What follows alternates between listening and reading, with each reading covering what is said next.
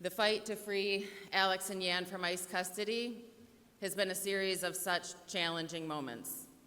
It's tested our resolve, our endurance, and our belief in what solidarity truly means.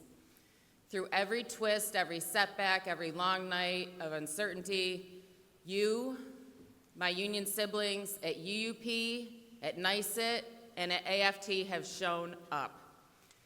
You stood with us. Thank you. You organized, you spoke out, and you refused to look away, and your support has mattered. We're navigating a challenging political environment, one that asks us again and again whether we will stand together or stand down. And every time, the union chooses to stand together. And that is the power of NYSUT. Whatever comes next, we'll face it the way we always do. Side by side, doing what needs to be done, whatever that may be. We're feeling so happy to stay today.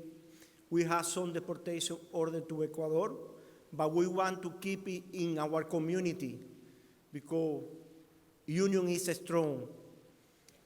I'm feeling so happy to stay with us today and only want to say thank you. Thank you so much.